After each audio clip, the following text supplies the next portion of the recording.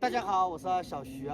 这几天山西这边的风特别大，同时呢，相关单位也发布了就是黄色预警，连续2天时间，就是一直狂风吹得呼呼的。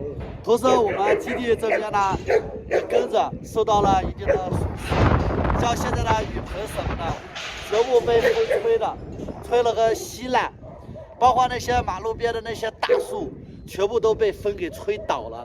然后就是整个像龙卷风一样，一到下午或者上午的时候，天空就是灰沉沉的，有10多级的风吧。所以这2天呢，就是基地这边的像雨棚啊，一些怕风吹的东西，全部收拾了起来。像咱们的铁雨棚那么大，就是给我们自己用铁皮做的雨棚，全部被风吹的撕裂了。这边一块，连续3块雨棚。全部被风给吹得撕裂了，但是还好天气不是很冷，就是风比较大，一直刮着暴风，天气没有特别的冷。现在就是给大家记录一下我跟狗狗们的日常生活，以及这2天的风的一个情况，同时给大家就是报个平安。虽然风很大，但是咱们基地一切东西都准备好了，大家也不用担心。你好咬我的腿啊，木木！啊，你好烦！你咬我腿干嘛？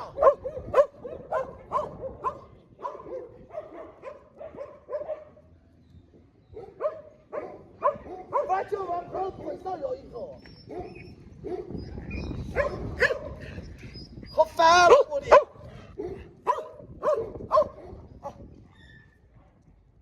老这个样子，我腿上插了一口，哎呀，我老调皮了，我们不是啃我的脸，就是咬我的腿，有时候我跟他互动的时候，从我脸上就咬。过来，不要那么皮啊！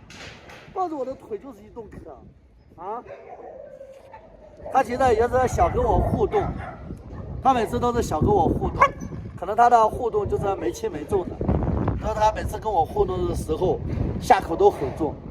那一次就把我脸上还有胳膊上全部给我咬出牙印了，但是没事。然后说一说，他咬我的时候吼一吼他。可能他就能听懂，下次就会注意很多。像现在木木就是经常跟我靠近的时候，也不会用牙齿啃我的脸了。但是他偶尔玩的时候，就是会就是用牙齿去啃你。你看他像现在，他也是舔我，去嫌其他的狗狗。一开始他就不是舔我，一开始木木呢就是用牙齿直接啃我的脸，然后就是被我刚才那样，我说你好烦啊，说了好几次，说了好几次之后，慢慢的也学会舔了。但是他老趴我腿下咬我的腿。乖哈，以后不能咬腿，咬腿疼了，知道吗？知不知道？好不好？很乖的，木木其实很听话的。然后，接下来就是带大家看一下这2天风吹的咱们雨棚一个损坏的程度吧。谢谢大家。给大家看一下我们的雨棚这一块，就是被这2天大风吹的，然后这个铁皮直接从中间折断了，我揪又揪不下来。我怕它掉下来砸到狗，但是我这样揪又不好揪，我老怕它掉下来就这样砸到狗，掉下来万一下面有只狗，那个铁皮很锋利的，直接就砸到狗头上去了，我老害怕它掉下来了。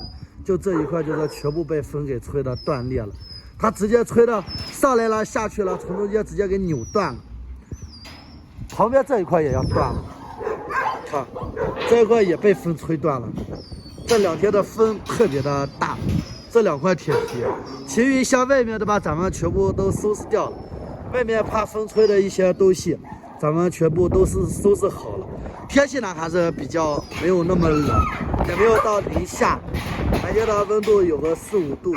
然后狗狗们出来晒晒太阳，玩一玩，有风，同时它也有太阳。狗狗们呢都是一切安好，就是这个雨棚怎么样给它搞断，一会儿想办法。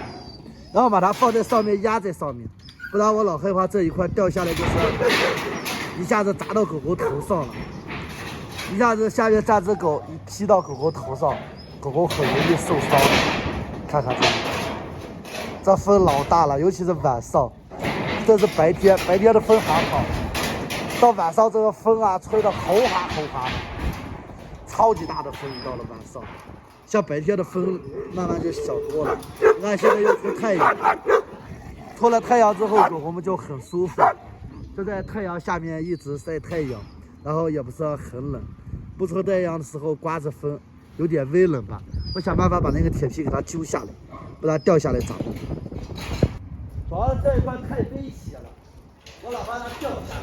下面它主要是下面经常有狗狗在下面躲着，许多狗经常在下面睡觉，这一下掉下来就麻了，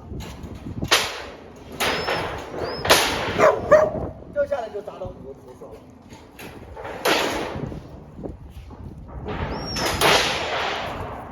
它本来是狗狗的一块遮阳棚，少了一个口子，以后遮阳也没那么舒服，活生生给撕烂，被风吹的活生生给裂开了嘛，直接给裂断了。这几天的风是真的爽，每天吹的再快也要断。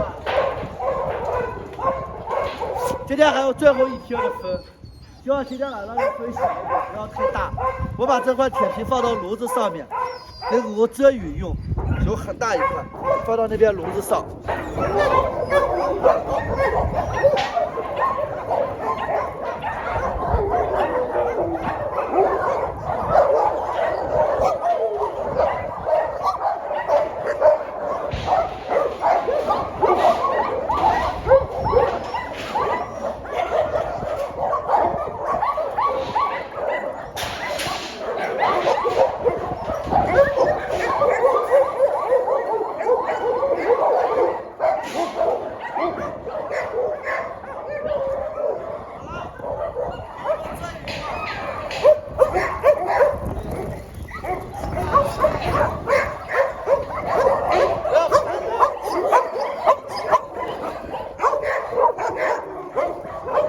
因为每次下雨天的时候，咱们这个区域会有很多狗狗，就是去那边笼子下面遮雨，然后把那一块铁皮刚好放到这边遮雨用，这样就是更宽一点，狗狗们的雨也淋不进来了，然后那边也安全了。